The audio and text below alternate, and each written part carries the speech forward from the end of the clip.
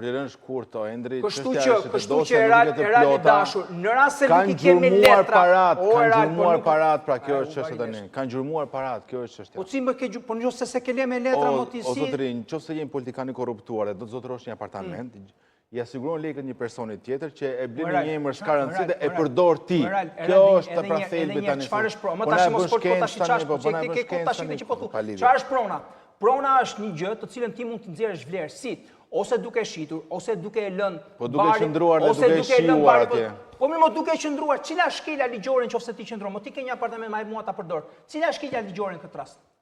Pronë quhet nëse ti ke një apartament që mund ta lësh bari hipotekore, marrësh kredi për atë. Okej, po heqim apartamentit. Ore 930.000 euro,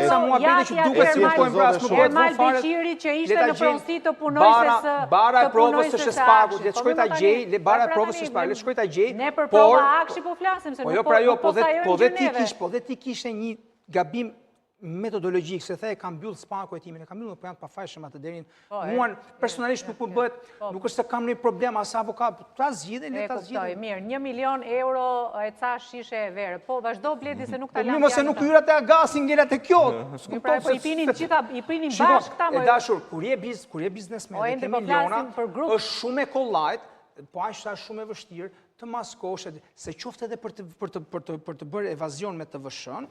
Skemat janë të komplikume, nuk u mora fare me këta që kanë lek, se ku fillojnë legët e lishme dhe ku mbarojnë legët e palishme. U mora me këtë grunë se kjo ishte me thjesht për ta kuptuar. Me prova që lexojmë ke dosja, pastaj a janë të vërteta apo jo i vërtetojnë gjykata? Po mirë më bedi, a ishte rasti me Amar për Maltezit i ngjashëm, te historia, pase ta lexosh dosjen 200 faqe te Amar për Maltezit tek ajo e asaj, ti vjet durrës kokë se thoshte. E kemi diskutuar, kemi diskutuar. Po mirë më di dhe unë po mirë më dakord. Tani mos ta hiq të drejtën të diskutojmë për ca fakte që nuk i kemi bërë ne, i ka bërë prokuroria. Okej. Hajde, vazhdo. Edhe rezistenca e Endrit duhet. S'është rezistencë, po ti rezistenca gazetareske mo. Edhe një herë. Po them edhe një herë. Unë edhe ajo Latzoza nuk e ka vilën e vet në qerret në emër të vet, thotë e kam përdorim, po e kanë nxjerr prokuroria që se kujt është vila. Tani se edhe një herë më beti, si mund të jetë jotja kur ti asaj prone, as nuk e lë dot në barë hipotekore për t'i marrë kredi, për t'i marrë as nuk e shedot, as nuk e lë trashëgimin 2 djemë dhe të tu. Dakor? Si mund t'jete jotja? Për t'a përdor? Po mirë për i ke përdore. Kotësh, hajde me varja, nise. Bledi. Atëherë. Vazhdo tani, se ti e ke lexuar, sa ishte 30 faqe ishte dosja?